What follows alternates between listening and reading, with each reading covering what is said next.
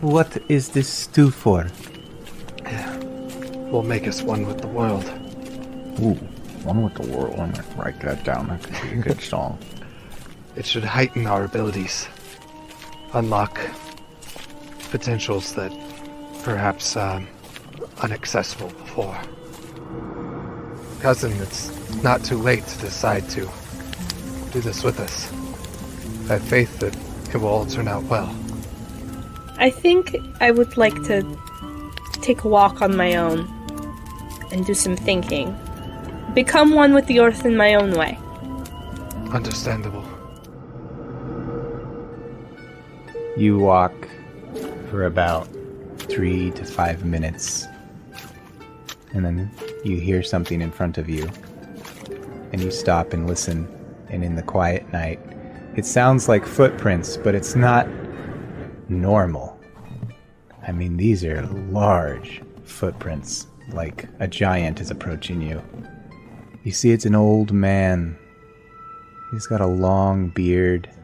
You see him kneel down onto the earth, and he places at his feet a box that might contain something like jewelry. It's almost one you could clasp in your hands and open, and the guy stands up to his full height, looks you in the eyes, smiles one more time, and then he fades away, leaving nothing but the box on the ground. She will bend down and pick it up and look inside of it. And when you creak it open on its hinges, you see inside is a small, thin vial of liquid with a cork. He will drink some of it, and he will hold it in his mouth, and he will grimace at the awful taste of it, and then he will look at the fat bard, and he'll just spit a giant bit of it into his face, and hand it over. And this very, very peculiar ritual is repeated around the circle. Sina wakes up in the snow. She doesn't know how much time has passed. All she knows is that her fingers feel like they're frozen to the bone. Sina, you feel experienced and strong, and you feel older, really. Maybe years older, perhaps a decade. I look over and smile for a second. Good morning, sunshine. Hello. I'll be right back. And then I run off into the woods, almost frolicking. Fuga Grass Hat, the dwarf, the high-voltage dwarf from Skazakas, he's still laying on the ground asleep. Fairness, Yes. is it possible that this ritual could kill a dwarf, per se? Quite frankly, I've never known a dwarf to partake of it. And then I go over to the body, and I'm like, okay, this should work. I put my palm down on his head, and then sort of grab as if I was grabbing his soul and throwing it into the effigy, and I'm casting reincarnation. So DM roll a D100, and then it gives a table for what the results to be, or what it, what race it's going to end up. Oh shit! Yeah. Double zeros. Oh shit. So that'd be 100. Oh god, it's a tiefling.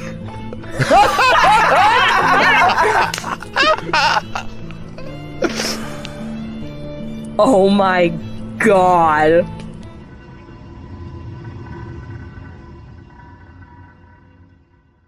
The road is long, but the world is small.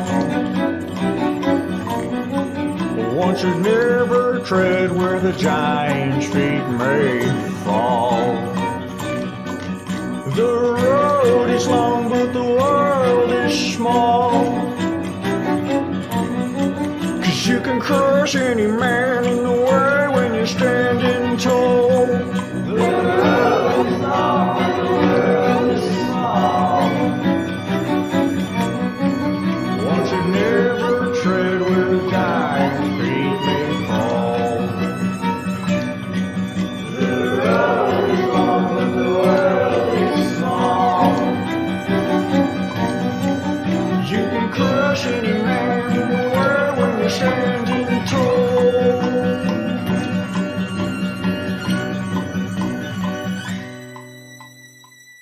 You know, cousins, I have realized that there is a very good chance that whatever it is that we meet, it may slay some of us. And I am just reminding you of your promise you have made earlier, that you will return me to the mountain, should I die away from it. Of course, Max. You may only slay part of us. And the bard lifts his leg up. We both know that that was the best decision to get you out of your situation. Now, presuming we all get through this, just for my own records, what do the rest of you want to have done if you die? I will return to nature no matter where I am. All that ritual and all that festivity, and you just want to rot in the dirt? I suppose if you're capable, bring me back here. If not, do not put yourselves in danger to take care of my body. It will take care of itself.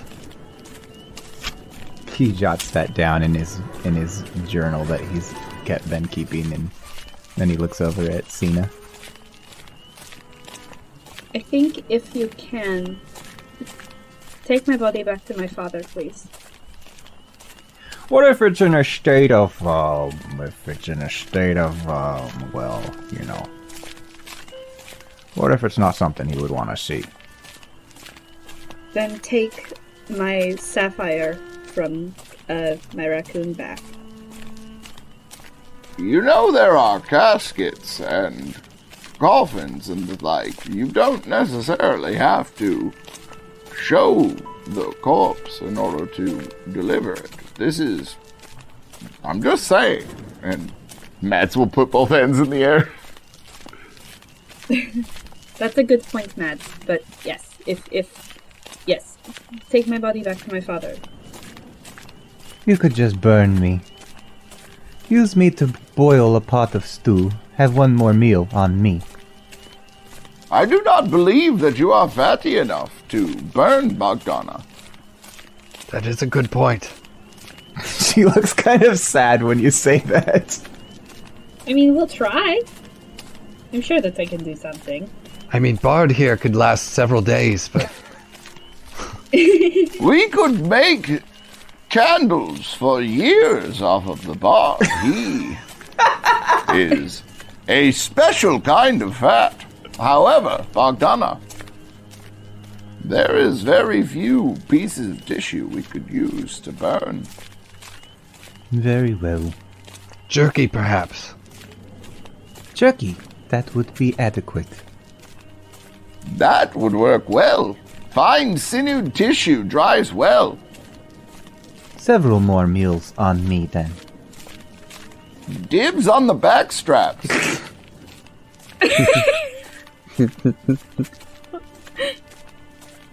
She doesn't smile very often, but she kind of smirks at that.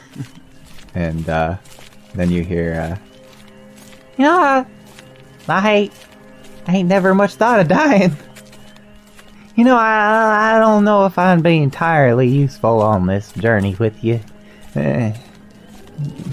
You honestly didn't think that was going to work, did you? Like, you're stuck with us now. This is... Come on. Only because I can't get down from this pocket. That's a good point. Don't worry, I'll keep you as safe as I can.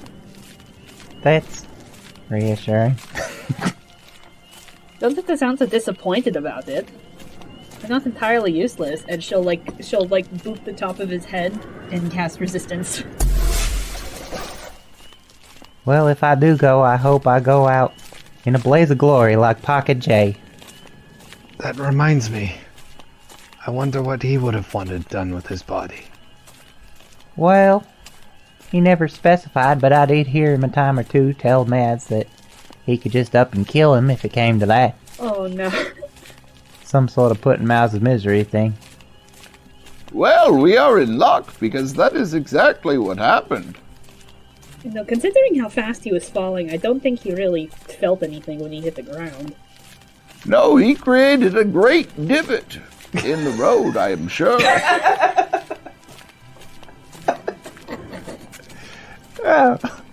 The crater that made up Pocket J Gnome's grave was spectacular, to say the least. Fitting of a great gnome.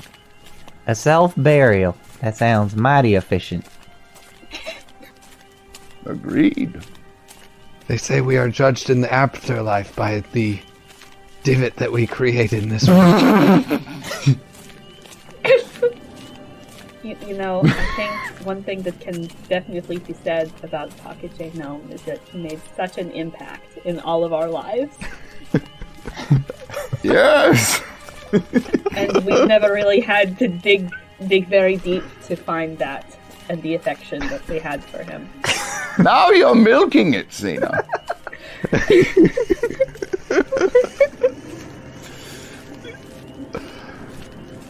It's one thing to chew the scene, but another to make 2 puns in a row. Bad taste. Well, any sort of memorial's fine by me if I up and go, but all that matters much to me is that you get this book that I've logged everything down all the way back to Obregard, because that's the whole point of me coming. Wouldn't want my efforts to be futile. We will, don't worry. But also know that your efforts have been quite futile. Well, as is with many famous people, could be that my name becomes famous after I die. Could be. I suppose this book is how my soul will go on. Not just because I logged all the expenses in the journey, but I wrote a thing or two about you all. Your names are going to go down in history just as well as mine. You know, that sparks a question in my mind. What is your name? You don't remember? We've been calling you Fat Bard for months. It's Creed. Oh, okay. Did you know that? And I turned to the next closest person to me.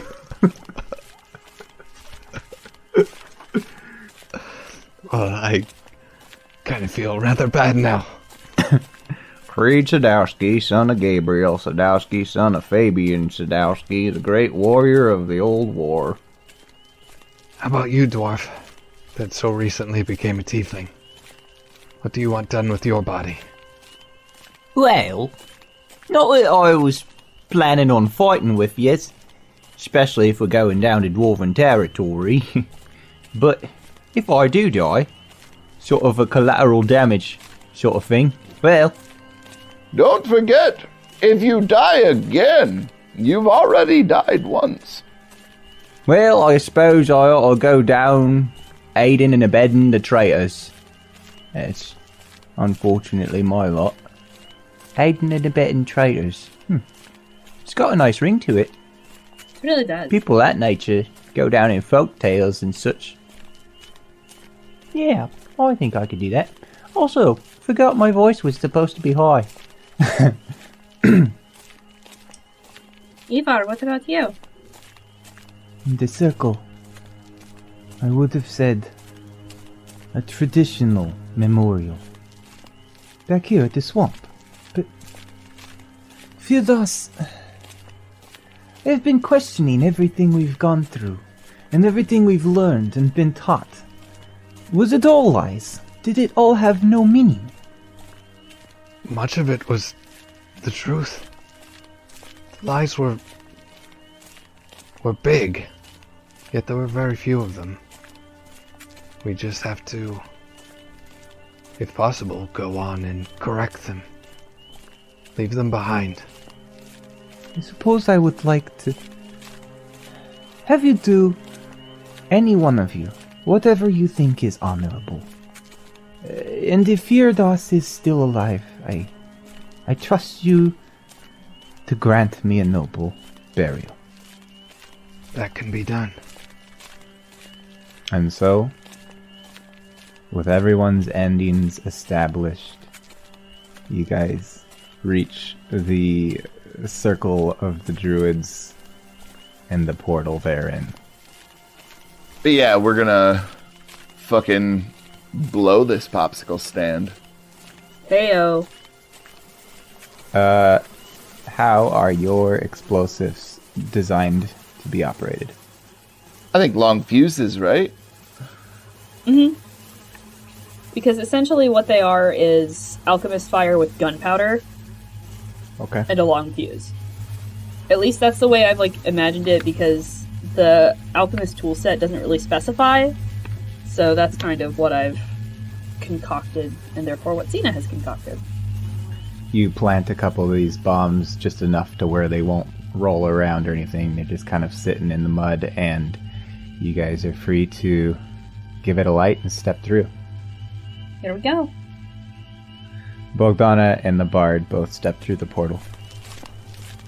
And also the dwarf. Good luck, Cena.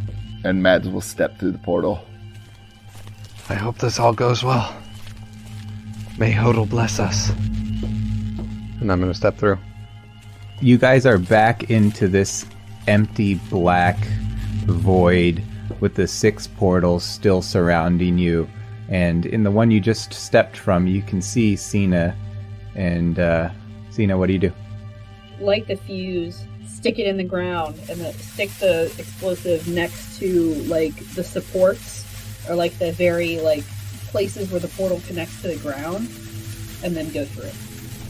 The 6 portals surrounding you in this empty void are evenly spaced, almost to perfection, as they circle this in this circumference. And then, as you wait for just a moment, there's a tremendous explosion that's immediately muffled and doused out like a flame. And then all the portals around you, now 5 instead of 6, adjust, all equidistant to make up for the loss of one portal. You see, just like before, a portal looking into a dark cave-like hallway, which is braced with wooden beams. There's a thick iron door with a light shining through at the end of the hallway. You see the portals in Skazakus, which kind of make that assumption based on how they look. You see the last 2 portals that, again, still don't make sense, and just like last time, the longer you attempt to comprehend the shapes and the foreign colors inside of them, you almost seem to go into a strange tunnel vision, almost like you're going into a trance, till you pull your attention off and snap out of it. I'm torn between the weird ones and the hallway. Exactly, that's what I was thinking. I think that the hallway seems a bit too obvious, but then again, when have we ever been subtle about anything? That is true. I would be lying if I said that my curiosity wasn't piqued by the weird ones, though. Again, just as before, the closer that you approach a portal, the more the void disappears and starts to transform into this surrounding. You become enveloped in the portal's area, and then the further you step away from it, the more it just turns to blackness and regular portal room. I'm going to go. And Mads will step through the cave one. You find yourself in a very familiar sort of terrain. Being as giants are miners themselves, and you've spent so much time on the mountain, no doubt in caves from time to time, it's clearly creature-made, not natural.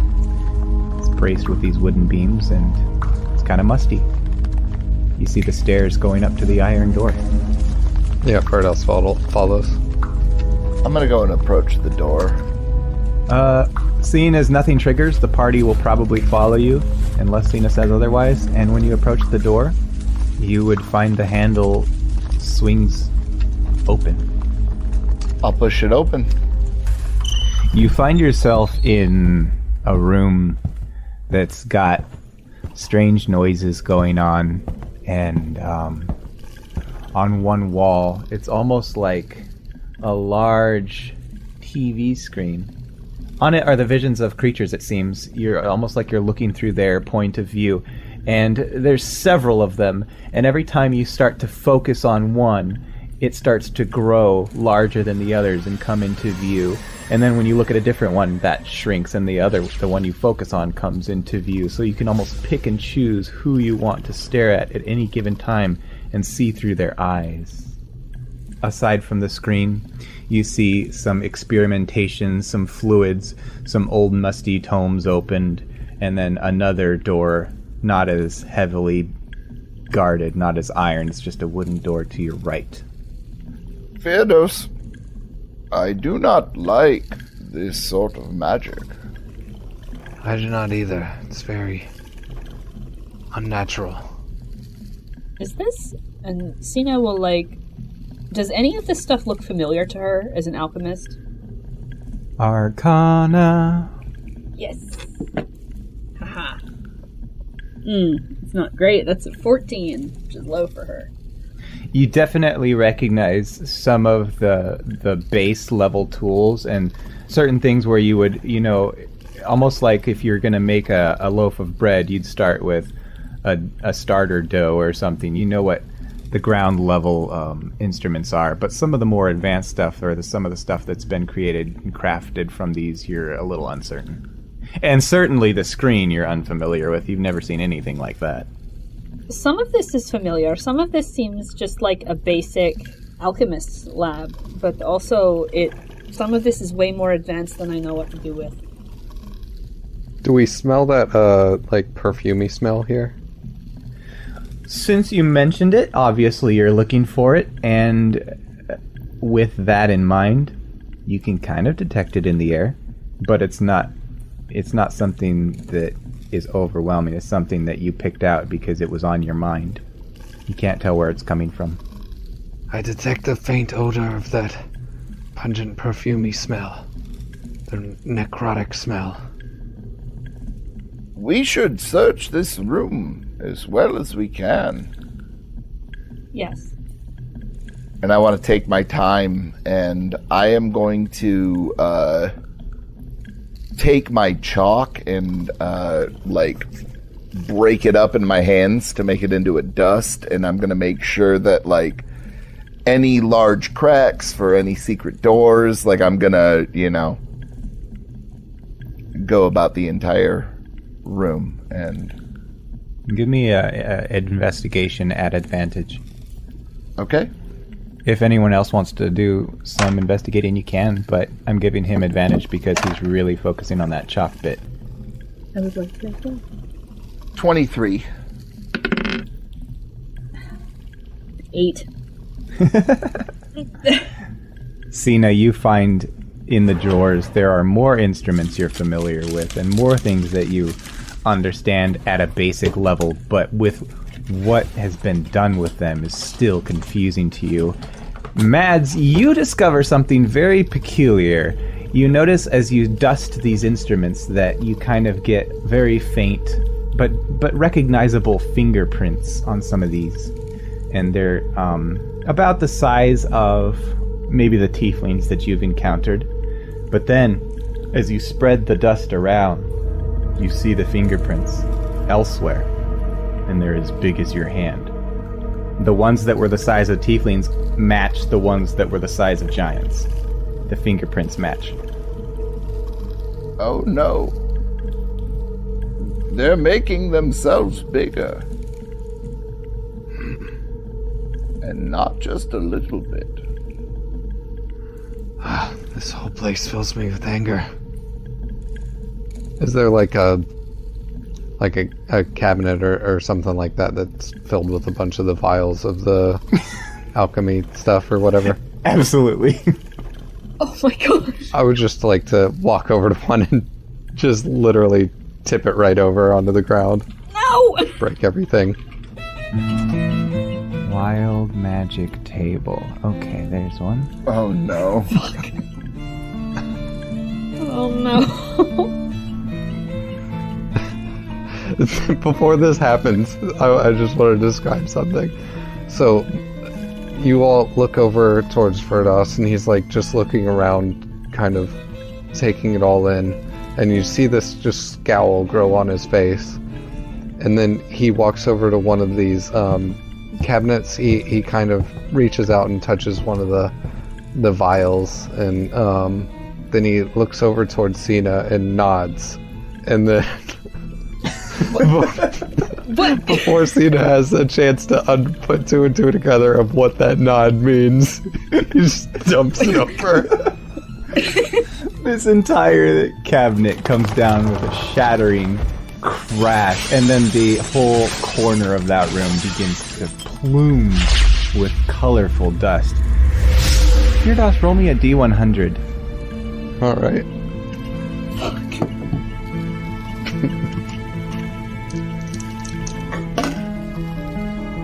So that is a 96. No, wait, that's a 99. Fuck. There's a huge, tremendous plume of this colorful smoke, and you all stare as the smoke starts to dissipate. You see there's a pile of clothing and a clatter of equipment over by the door where you first entered. And as it starts to dissipate more, you see the silhouette of Firdaus, but you see a lot of skin. Firdaus, it's very cold in here. Okay. PP jet?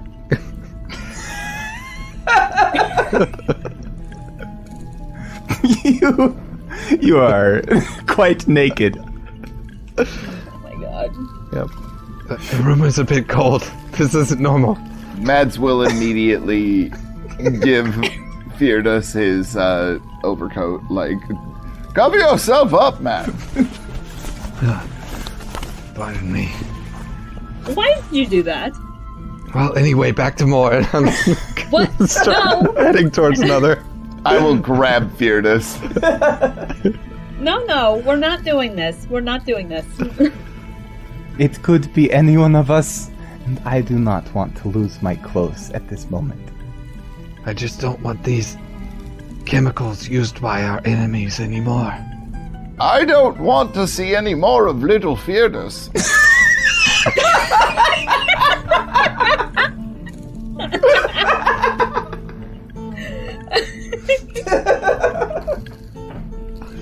I named him Pocket J in remembrance.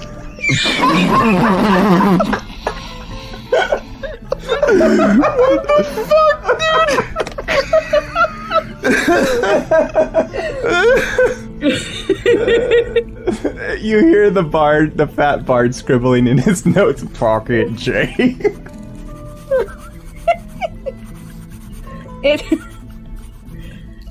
We're not gonna mess with these anymore. We're not gonna mess with these anymore because I don't know how to stop whatever that was from happening. But don't J's curve to the right?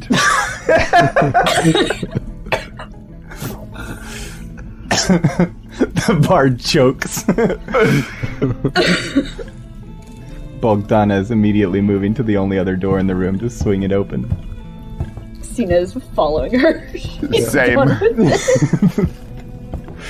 I guess I will pick up my equipment off of the ground and put it on. I will take my overcoat back once little Firdaus is away.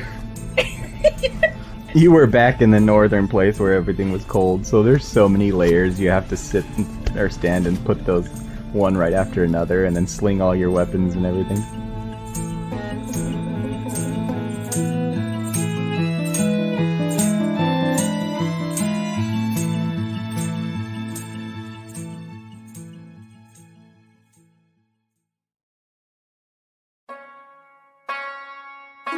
The doorway opens, and it is another corridor. Mads, you in particular, have to duck through every single threshold. This place is carved pretty tall, but clearly not by giants. Clearly. If you continue on through this corridor, you encounter another door. And It's a core of doors. it's more ornate than the others. Cena is going to cast Detect Magic. Oh boy. Okay. Are you up against the door when you do this? Yep. Yeah, I figured. Cena, on the other side of this door, to your left and to your right, you are sensing a very strong glow of both necrotic and transmutation magic. Whoa. There's something very heavily necrotic, very heavily transformative on the other side of this door. Yes, I can smell it. Well, if there is one thing that I specialize in, it is killing such creatures. Do I open the door? Mads will get his glaive out and nod. Bogdana swings wide the door, and you guys find yourself in what appears to be a large banquet hall. It's just about 27 feet tall to this floor to ceiling. So Mads, you give a simple hop, you'd be bonking your head on the ceiling in here. But you see the whole probably 200 by 300 foot room, this rectangular room filled with tables that come up to your shins. To the left and to the right, you see the ceiling is braced by large pillars. In front of you, you see ornate rugs, a multi-tier fountain flowing with water, some dwarven statues that are, again, about the size of you. The whole room is built with stonework, except you're coming in from the south on this map, and that whole wall to the south and to the east is not stonework, but raw stone, as if this entire structure was built against the side of the mountain. And Cena, you sense that this entire wall of stone from the door you're coming through is emanating with this necrotic and transmutation magic. And the last thing you see is that up from the ceiling is dangling none other than the Lord of the Tieflings, strapped and hanging upside down by a chain. It's on the other side of this wall. I don't know what it is, but the magic is coming from the other side of this wall, and he's up there. He's unconscious at the moment. Mads will go and pluck him down. Okay, you just yank this chain out of the ceiling. It's like when you do the chain on a light. Yeah. Yeah, it was just bolted and plated up against the stonework. It just rips loose against your mighty strength. And there's also, I mean, this place is decorative. There's chandeliers also hanging from the ceiling, which you could very well bonk your head on, or Mads, if you're not careful. But he comes loose in your arms, and do you try and bring him to, or what do you do?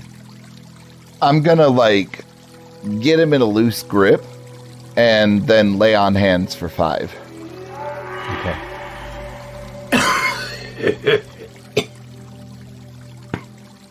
He looks up at you with wide eyes and says, Not to you again. The very same. What did I say to you before you left the throne? My memory. It is hazy. I said that I would kill you with my bare hands. But first, you are going to tell me what's going on here.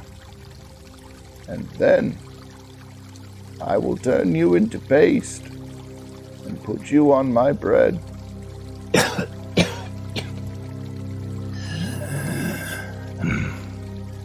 I do not. and he pauses as he kind of furrows his brow as he tries to think clearly, and you see the blood kind of draining out of his head and back into his limbs, and he shakes them, trying to get the tingle out, and then he says, Fjall. You know this name? Of course. Yes. I once blindly followed this name, but he was revealed to me to be a false idol. Wise old men often become little more than old fools. He wants nothing more than power, just like the men of old from the war. 'Tis an endless back and forth between factions. We seek to put an end to it. Today. I lashed out upon you because of him. and he points towards Creed, the fat bard, and he says, It was your grandfather that tore the Lord in two. Well, that had nothing to do with me. I knew he was a war hero, but I know nothing of that story. Lord Amnon then looks back at you, Mads, and he says, Kill me if you wish. I have lost my power and my position to that bastard. Fjall. Perfect. Where is he? And Mads will clap his hands together.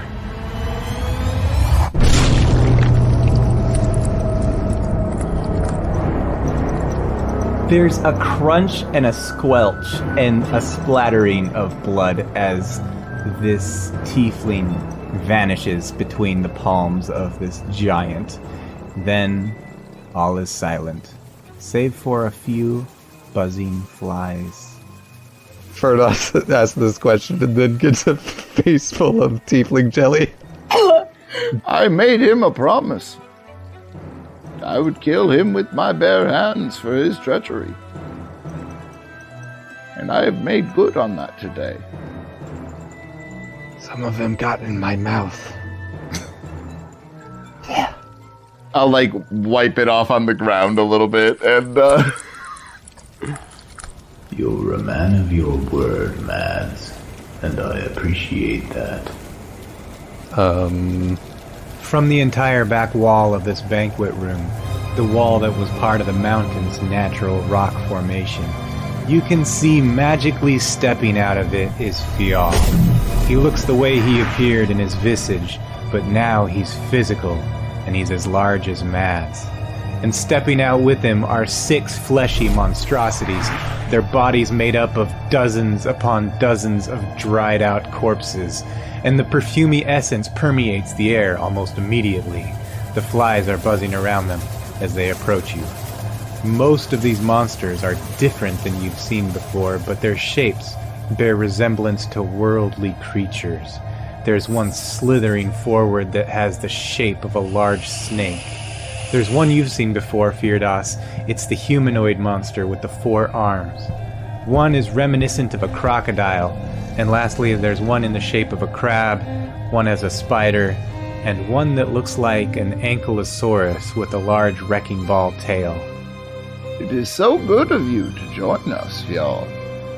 I have been waiting for your company for a long time, and if you recall, I made a promise to you as well.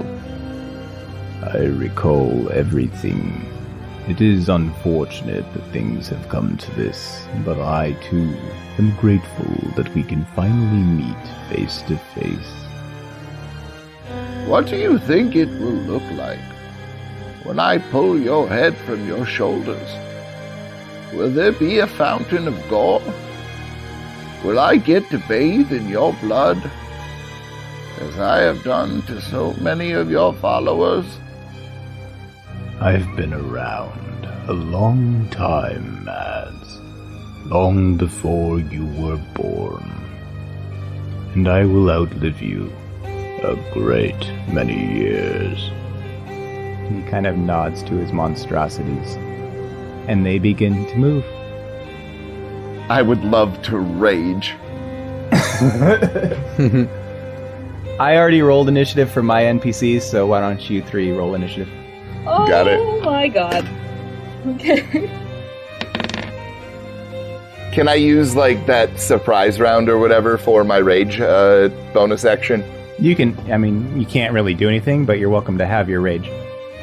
Righteous. Have your rage and eat it too. Despite all my rage, I am fighting a crab and a snake. Are you all three kind of clustered in the middle when this all kicks off? Yeah, I hope so, because they're around me and they get hella bonuses for that. Yep. Yeah. You are immune to being frightened. You get to add +3 on any save, so long as you're within 10 feet of me. Wow. Paladin. Paladin. Fucking love paladins, bro. Oh, also add your proficiency to your initiative roll. Yeah. Also, we can't be poisoned. I guess your bonus to the is better than my bonus to the wisdom saves from the hero's feast. But if you walk out of 10 feet, you're still getting the bonus to wisdom saves. Creed immediately kind of cowers behind the two statues at the back. You guys are kind of clustered around this fountain as these monstrosities begin making their way towards you. And the first thing that happens, Mads, as you're raging is the horrible wizard Fial starts to put forth this noxious-looking gas that quickly starts to fill the room. And then he shoots a burst of fire. At? Well, it would be at Mads, who's raging. Bet. Dex save. Okay. That's a 7. I have immunity to everything but psychic. It'll be fine. It'll be fine. Or resistance, not immunity. You're in full pissed off mode as this fireball hits you, and you are hit with 30 damage. Okay, 15 it is. And the snake slithers in towards Cena. I have 10 feet of range. Does it slither within that when it goes to Cena? Sure does. Oh, and I will fucking hit it then. Thank you. Okay. That is a 22. Hit. 17 slashing and 2 radiant. I did not use a smite, by the way. I just deal a d8 of radiant damage now. And so 2 becomes 4 because he's undead. Yep. Yeah, this snake comes in for Cena, and your glaive immediately comes down and slashes right through his flesh, and you see some of these bodies fall off, and then he stays on target, and he attacks Cena for an 18. Does that beat your armor class? Yes, that hits. But as a reaction, I'm going to use Wrath of the Storm. Okay. It needs to make a dex save. 21. That passes, but it still takes 6 lightning damage. She's using it as a reaction, so it does hit her, and I will take that damage still, but as soon as it hits her, she just immediately, without even thinking about it, just launches back, and these bolts of lightning just fly out of her hands as she shoves him. And you can kind of feel the residual electricity of this, similar to a static shock. It doesn't damage you, but this thing coils itself around you. For 25 damage, it squeezes your body inside, and you are grappled. Mads, what do you do? I'm going to walk up, and I'm going to attempt to grab onto this fucking snake. No problem. And I want to try and rip it off of Cena. Is this going to be like a counter grapple? Or? It's like a grapple, so I'll roll athletics. The snake will choose strength. Alright. 17? I got a 28. You easily tear this snake off of her. What do you do? I'm going to toss it at Fial. Okay. That's not great. That's 13, I assume, plus dex, right? It's writhing in your arms, and give me a damage roll on that one. Give me a d20 of damage. Okay. plus your strength mod. So 16 on the die and plus 9, so 25. It's very awkward as you throw this thing as it's writhing in the air, and instead of going on course towards the wizard, it crashes into the crocodile. You said 25? Yeah. And they both go clattering in a mess of bodies, and you can kind of see the bodies scatter and mix together in a pile as they start to try and kind of reform and figure out whose was whose. So that snake is over against the wall now with the croc. Cousin, Yeah. be more careful and perhaps get behind me. Okay. And Mads will end his turn. Firdas is met by the familiar four arms of this other aberration as it comes towards him, and it comes at you for 20 attack. Does it hit? Yeah, that's definitely gonna hit, yeah. And there's a blur as these arms pummel down upon you, and you are hit for 50 bludgeoning damage. No effects. Jesus. Ooh. Nice. It's so hard to duck and dodge out of the way of these as they're coming at you from every single direction. The crocodile regathers his pieces and he starts to move towards Bogdana. 16. You see the crocodile of bodies snap down upon Bogdana and flip her over. She is now prone and he's dealt 25 damage. Firdas, what do you do? Alright, so I just got pummeled by this Goro figure, and I'm going to cast Polymorph on it. And an attempt to turn it into a snail. Okay. Is this a timed thing? Yeah, 1 hour it stays a snail. Holy Oh, shit. yeah. Unless you deal enough damage to kill it, then it reverts back to its original form. Yeah. And so it needs to make a wisdom saving throw. Holy shit. 21? God damn it. That was a high fucking roll. Yeah, that beats. I didn't think that these aberration things would have that high of wisdom, but god damn. They don't. So yeah. It was just a good roll. Yeah, I do that, and then it doesn't work. So I'm like, well, shit. Yeah, it's also in the moment, and you haven't had combat in a while, and you kind of falter, and your spell kind of fizzles out. As soon as your spell fizzles, the crab comes in at Cena. All right. It hits you for 30 damage. Oh, I'm sorry. It hits you for 30 attack is what I meant to say. Yeah. You feel 25 damage as this thing clamps down on you, and you are now restrained. Ugh. It is your turn. Okay. As she's tugging at the claws, you hear the wizard taunting you from the back, and he says, There's still time to surrender. You are all outmatched here.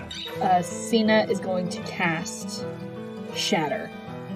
Oh yeah. All reliable. All reliable!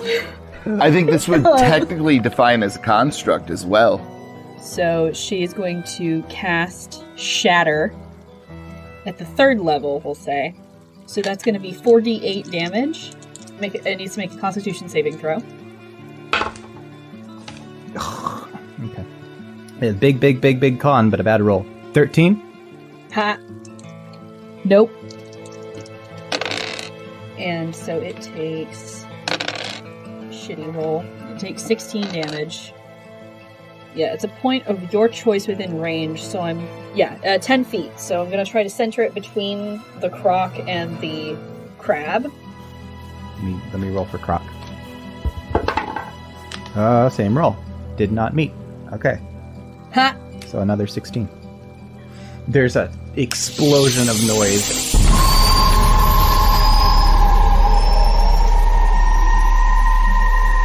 As the crab and the croc are both shaken by this terrible shattering spell.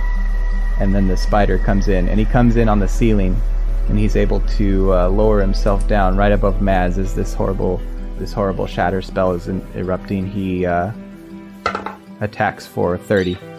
That'll hit. It's sort of like pincers on his mouth. It's made up of corpses, so it's sharp, but it's not like poisonous or anything. And he does 25 damage right on top of your head. Feel them go into your neck. From the back, Creed attacks feebly, throws a rock at it. He hits for 10 damage on the spider.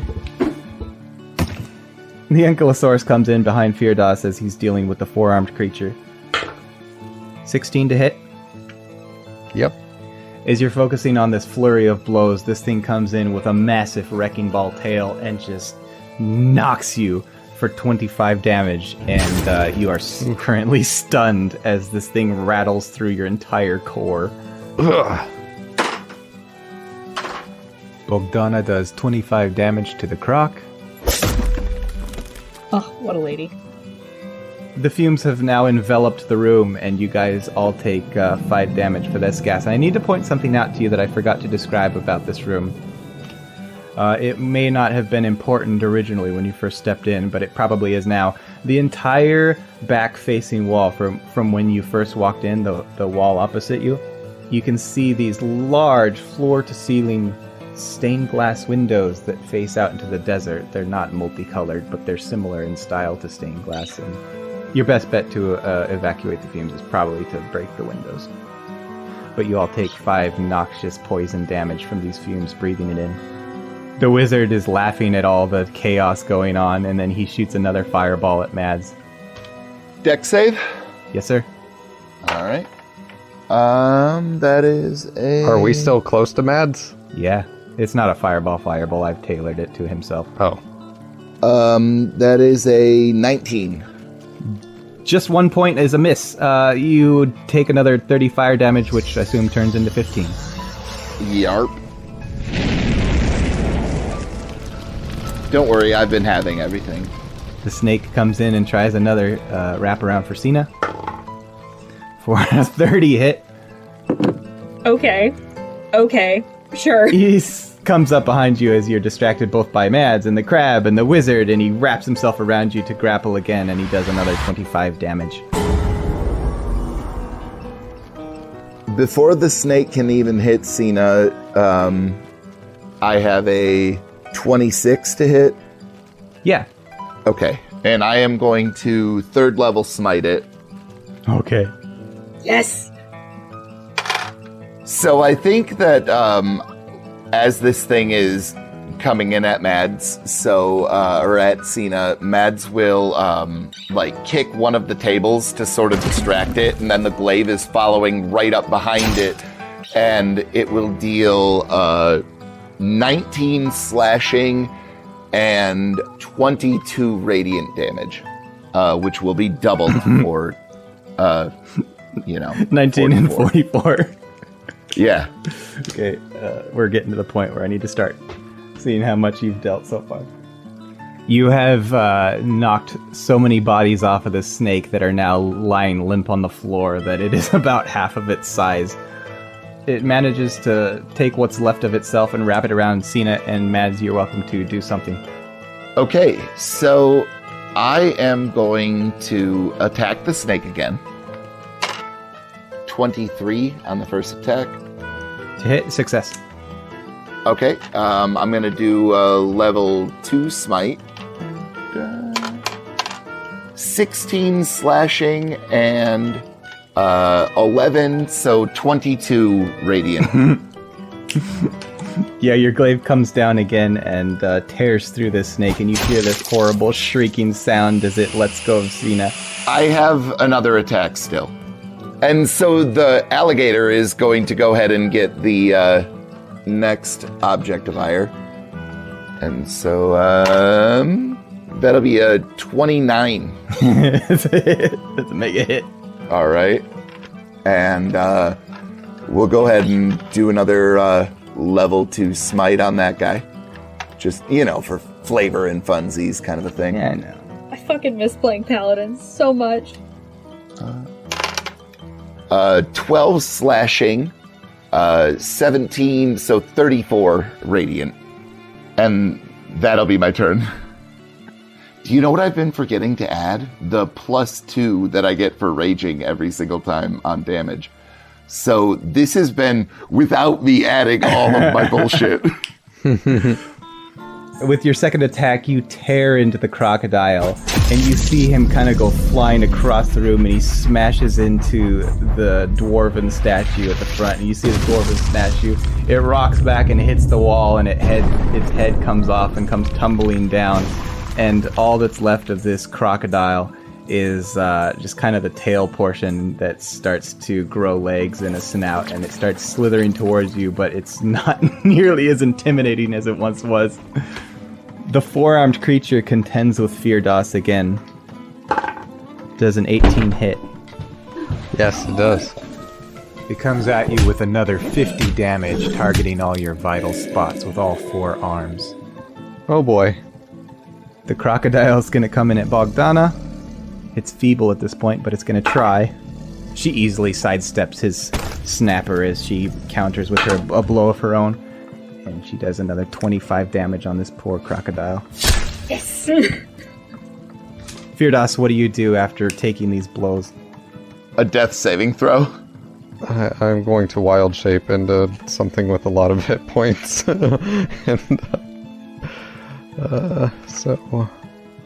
Screw it. I'll, for the sake of getting through this round, I'm just going to use my action to disengage, and then I'm going to run over towards where the windows are.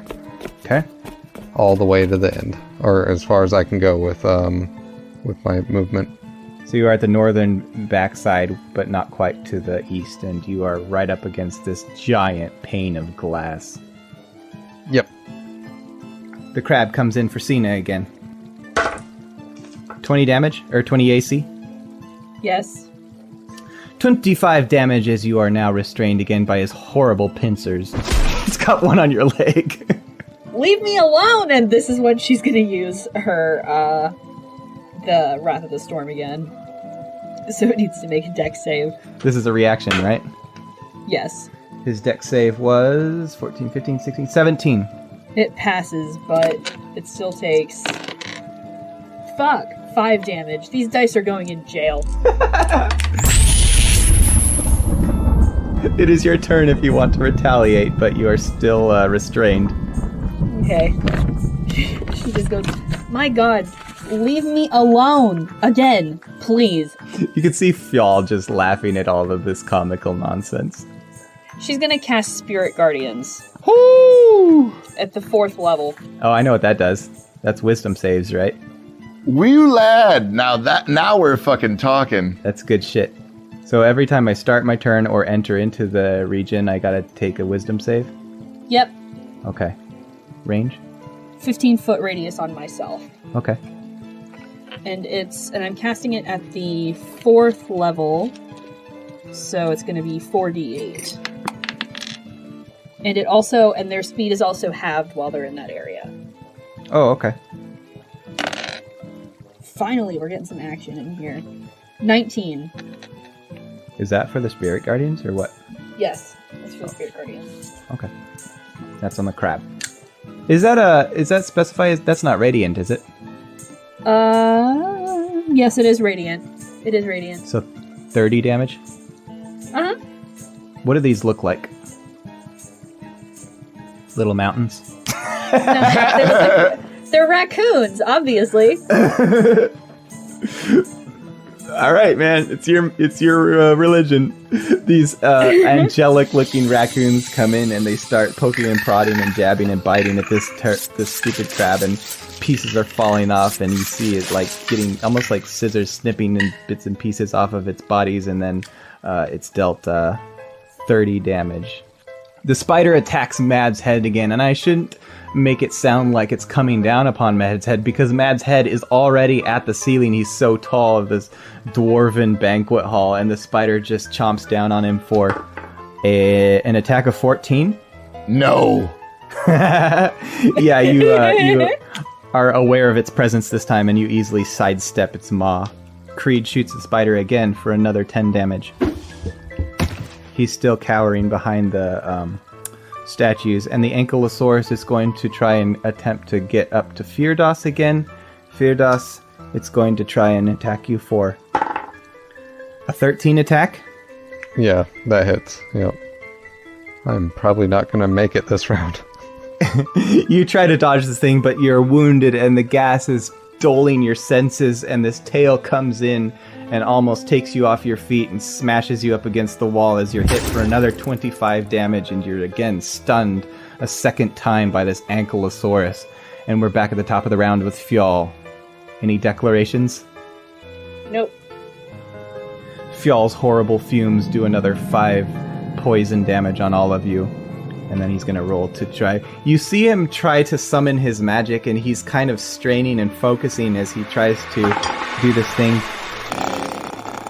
But he fails, and then he kind of shrugs it off, and he starts to create kind of a halo effect in front of him, and then it echoes out through the room, and suddenly, in the midst of all the chaos, Mads disappears. As he is banished from this plane. No! Oh, I don't even get to roll? You're going to be gone for a round. Okay. Oh, shit. Alright, there goes our damage machine. Okay, cool. Essentially, you lost a turn. Fair enough. Essentially, we lost. Period. With Mads gone, the snake focuses its attention back on Cena. It's kind of pitiful looking, but it's going to try. Cena? Again? 12 to hit. That hits. It's able to wrap itself around your legs, and you are dealt 15 damage this time. Okay. Don't forget the damage from the Spirit Guardians. It will not grapple you. As it is doing this, your raccoons attack, and he tries to dodge out of their way for 6 wisdom save. Nope. He's focusing too much of his attention on you, almost as a last-ditch effort with what few corpses he has left of his body, and he takes 30 radiant damage from these raccoons. Mads is gone, unfortunately, so the 4-armed creature focuses its attention on Bogdana this time, its closest adversary, for a 17, which hits Bogdana for 50 damage. Shit. She falters backwards as Firdas. What do you do? Well, I can't last another round, so I gotta throw a Hail Mary pass here, and You can see outside of this giant pane of glass, there's just a blazing sunlight and almost endless world of sand and cactuses and sand dunes. It's actually kind of a pretty sight. You've never seen anything quite like it. how high up are we up in this thing? Ground level. Yeah, then I am going to just smash the window and run outside. Okay. Give me athletics. Just basically don't roll a natural 1. I didn't. This large, resonant room is filled with the sound of shattering glass as Firtas bursts his way out into the open, and the horrible noxious fumes start to spill out into the open air, and you fall down into the sand. I'm not going to penalize you with that. You clamber back up to your feet as this Ankylosaurus is trying to reach you through the window without slicing himself open on the shards of glass. Is there anything else you do? That's all I can do. Once I have my action, that's it. There's like almost nothing that I can do with bonus action. The crab starts to move towards Cena, and again these raccoons come down upon it and deal another 30 radiant damage. And it's pretty distracted, but it's gonna make another attempt to grab at your legs. And it rolls a natural 1. I don't suppose an 11 hits you. Nope. Missed it by 1. It's far too distracted by the raccoons, and it can't seem to get a hold of you. You're sidestepping everything it throws at you. Cena, what do you do? She is going to... It's just trying to grab at her legs? Yeah. How fantastic. We're going to cast Thunder Wave. Okay. I assume that's going to hit both the snake and the crab? 15-foot cube, yes. And it needs to make a Constitution saving throw. Oh, the spider was next to you too. That's going to hit the spider. because that was on Mads. Con saves all around. The crab. Yeah, big con saves. 22. Pass. Snaky is an 18. Pass. And the spider is a 18. Pass. But they still take half damage. Okay. And they don't get pushed, which kind of sucks. But anyway, that's 5 damage. Halved from 10. Okay. So each of them take 5 damage. I need to shotgun a Mountain Dew.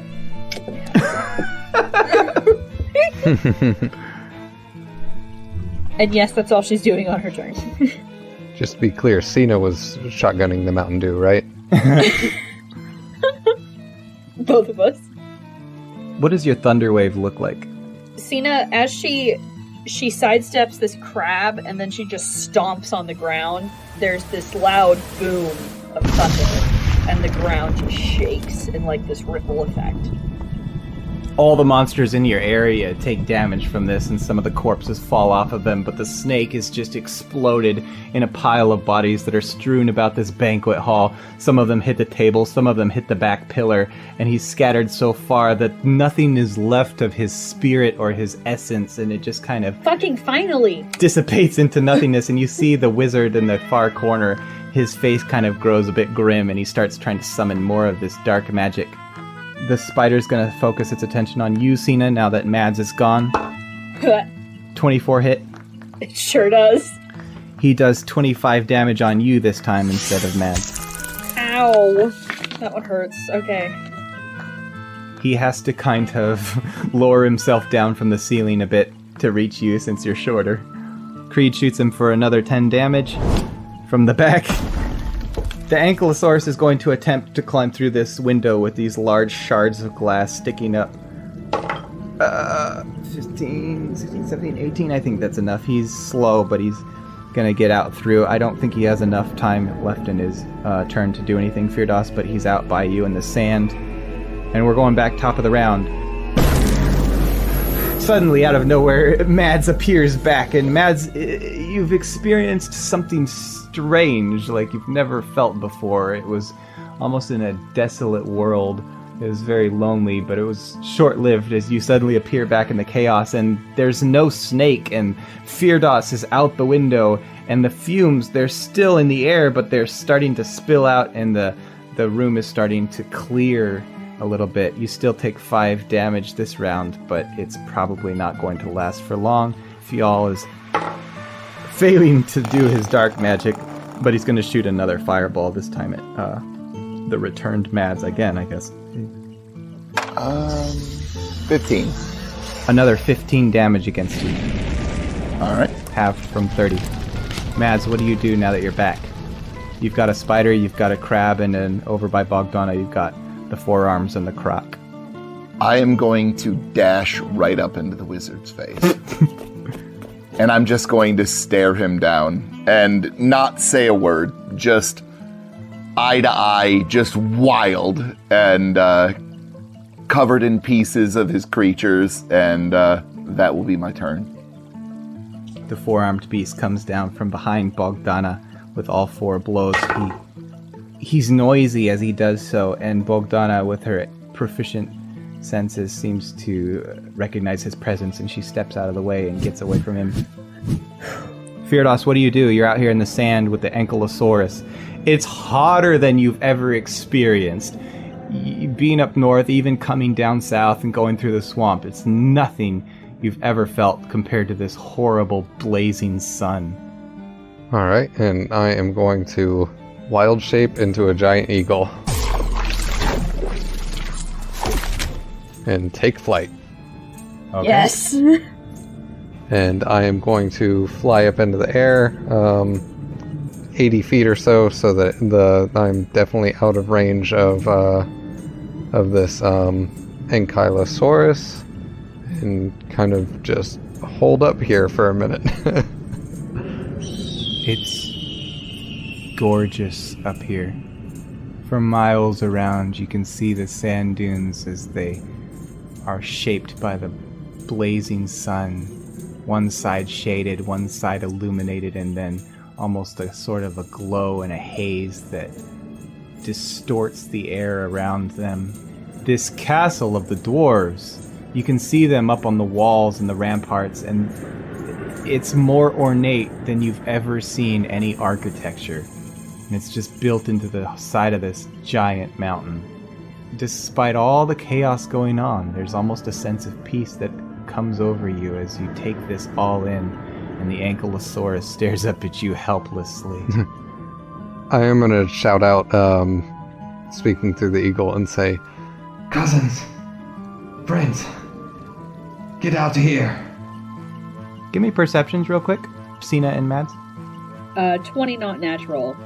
13. I got a 13. Cena, you hear the call of Firdas in a strange voice. It's kind of high-pitched, but it's coming from the window. Very faint, sounds very distant.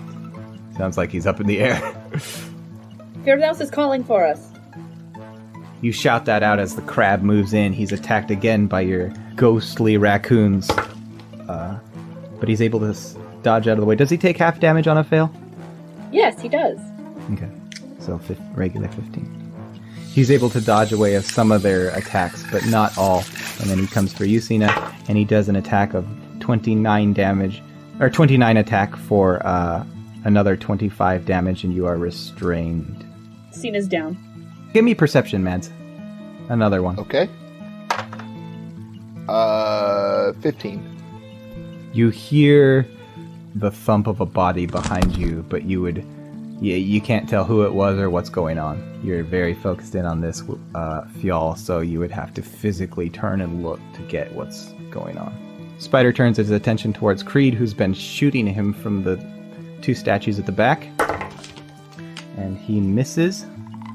Creed is clearly able to see it coming, and he's able to dodge. The Ankylosaurus is helpless, so he's going to try and get back inside for a -1. The Ankylosaurus steps on a shard of glass that tears right up into his leg. You hear a wail. Mads and Creed and Bogdana hear this wail as this thing starts to try and pry this shard of glass out with its mouth, so it's going to be occupied for a while. Top of the round, the fumes are no longer affecting you. They have mostly gone out this window. The room is starting to clear. They're just going down to a point where you can clearly see them. They're visible, and you can breathe the clear air instead of sticking your head up in this noxious cloud. The wizard looks at you, Mads, and you can see a nervousness in his eyes. And then there's a flash. Not enough to blind you, but when the vision clears, there's a wizard to the left of you and a wizard to the right of you. They look identical. I am going to reach out with both hands and try and grasp at the wizard's head. Left or right, wizard? Oh my With god. both hands going either way. You're gonna mow them? You're gonna clock their heads together? Like, I'm just gonna try and grab both of them, yeah.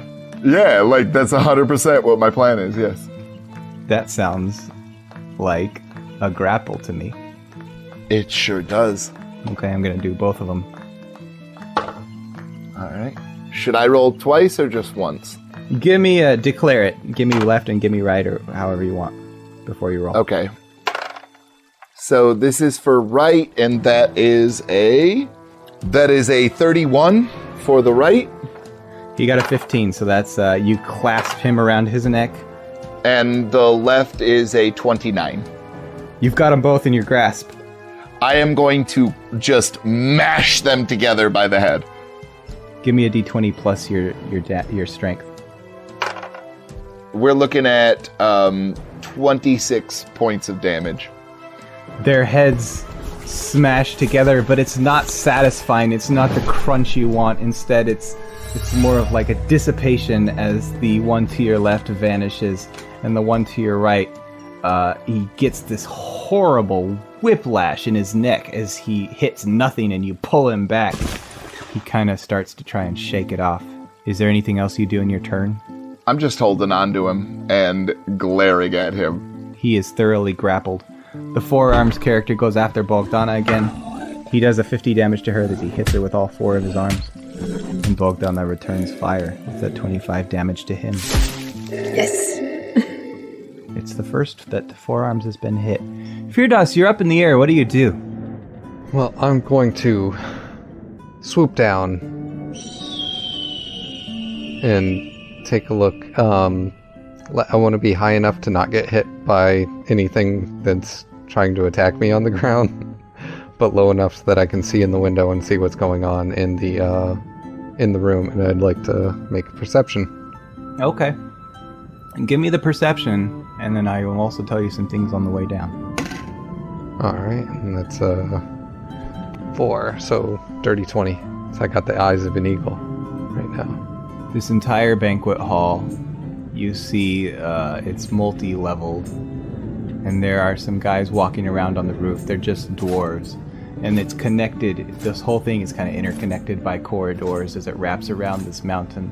And so there are other dwarves up on the other buildings, and they're just kind of staring at you. Their jobs are probably boring as watch dwarves with no armies attacking or anything, so you are a novelty to see this bird soaring in the air. And then you swoop down towards the Ankylosaurus, but it's already gone inside. It's trying to tear this glass from its foot, and you see that Sina is laying on the ground surrounded by these monstrosities. The crocodile and the 4-armed monster are going after Bogdana, the spider's going after Creed, and Mads has Fjall clutched in his grasp. All right, so what kind of distance is it from where the outside is to where Fjall is? 300 feet. 300 feet. And what's the difference between where I am? Did you come in from where you broke the window? Yeah, I'm like swooping down back to where the broken window is. Just not all the way to the ground, but like as high up as I need to be to see inside. He's kitty corner, so you're looking at like all the way across this entire building. And then how about the distance from me to Sina's corpse? 150. 150. All right. Well, yeah, I'll use the rest of my movement to fly in towards Sina as much as I can. I have 80 feet of flight each turn, so yeah, you're getting there. You've passed the Ankylosaurus and startled it a little bit, but it's still trying to get this glass out of its foot. Is that the end of your turn? Yeah, that's all I can do. The crab tries to dodge these raccoons and fails. If I went down, we lost the raccoons. Oh, that's right. The crab attacks Bogdana now that Sina's down. The crab fails successfully. Don't bury your gaze, Brian. Come on. Bogdana's getting swarmed with these aberrations as she dealt another 25 damage, plus she's restrained by this crab. The spider goes for Creed, who's been pelting it repeatedly, and he hits. He does 25 damage to the fat bard. The Ankylosaurus tears the glass from his feet, and we're at the top of the round. The fumes are no more. Fjall fails to do his dark magic yet again, and he's clearly shaken by Mads as he explodes suddenly with a burst of energy, similar to when the owls gave you the rat to swallow, Mads, and you are knocked back against this pillar. It does no damage whatsoever. All it does is free him from your grasp, and you guys are now about 30 feet from each other. What do you do, Mads? I am charging back at him, and I am going to leap into the air and try and pin him on the ground. Okay. So that is a 19 plus 14, so 33? Definitely a hit. Well, that's like my grapple. Like, I'm trying to throw him down onto the ground so that I can then proceed with pulling his head off. He only rolled a 14 for grapple, but he is the exact same size as you, Mads, and so you come down upon him and you smash him into this dwarven table. I want to grab onto the sides of his head and start trying to rip it from its shoulders. Give me a second grapple. Okay. So 14 plus 14 is 28. He's as large as you, but he lacks the sheer bulk and weight that you possess, so he claws feebly against your grip.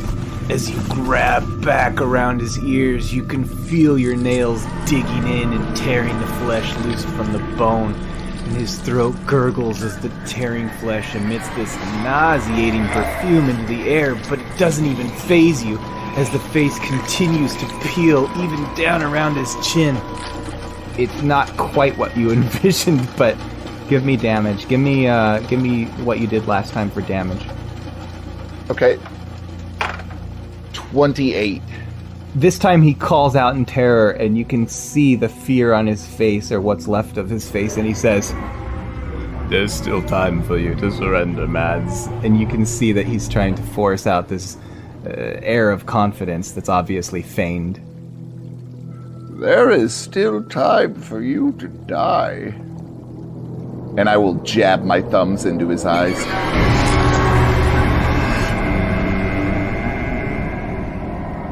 Okay. The forearms attacks Bogdana for a hit. 50 damage, and Bogdana falls to the ground. And Firdaus, you see her drop. I'm still flying towards Cena. The crocodile has kind of looked around, uncertain of what to do next, so he starts to make his way towards Creed. Do I get to Cena on my turn? The crab follows suit. Yeah, you're flying still, right? Yeah, if I get to where she is, I'm gonna drop my form and then cast Cure Wounds on her. Give me the roll. All right, and I'm casting it at 5th level. Okay. 6, so 20 points. Oh, plus my modifier. It's 24. Get back up, sleepyhead.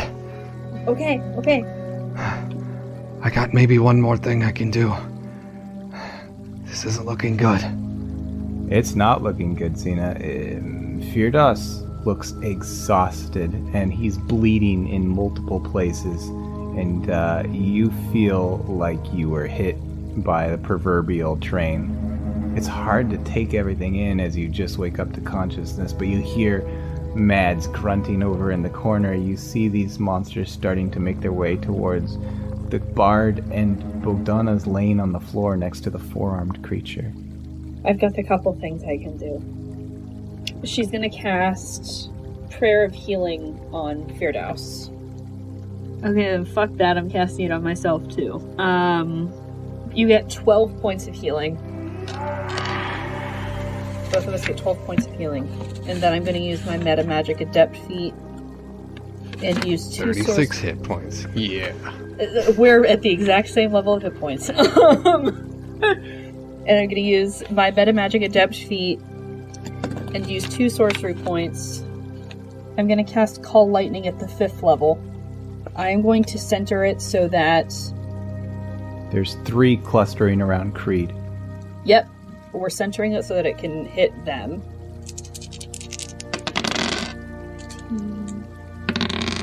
And so that's 27 points of lightning damage. On all of them? Yeah, they have to make a dexterity saving throw. DC is 13. The crab pass, and the crocodiles fail. Do they take half on a pass? Yep. Okay. There's a tremendous crack of thunder in this room that reverberates off the walls as several of these monsters crowding around Creed are suddenly shocked by this spell. Is that your turn? Yep. They're going to try and recover from that as Creed does 10 damage on the spider again. The Ankylosaurus moves in on him as well. Top of the round. Let me roll. Holy shit, I'm not making this up. I really did roll this. Mads, your thumbs go into Fjal's skull, but he doesn't clench up or react. He stays calm, and you kind of see him smile as he says,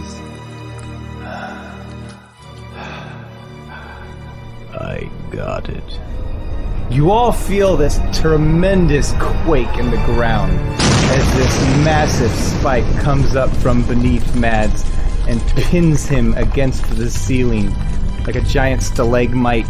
Mads, give me a 18 dex save. Fail. This spike pierces through your torso as you feel 200 damage as you are paralyzed. You can feel it cut through some of the nerves in your spine. I mean, that might as well have killed me then, because if I'm paralyzed, like, what the fuck am I supposed to do now? The battle kind of stops for just a moment as everybody takes in what just happened, and Fionn scrambles back against the corner, breathing heavily. Firda, Sina, what do you do? Anything? Can Cena use this split second of like stillness to just take off running towards Mads? Yeah, I would do the same thing, like for a reaction sort of thing. The wizard looks shaken.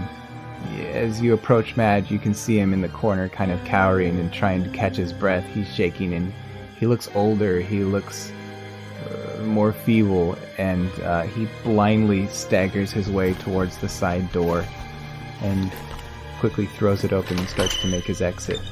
As you guys go around Mads' body, which is now pinned from floor to ceiling, he's not moving. If we can get him off of this spike, I can fix it. I can fix this. I can fix him. You deal with him. Yes. There's one more thing I can do. So, is Fionn still, like, within my line of sight?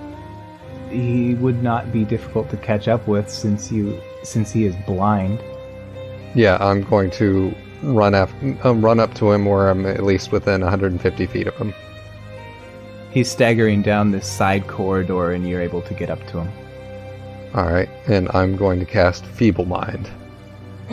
Okay. So I'm... Oh, shit! I bless the creature I can see within range, attempting to shatter his intellect and personality.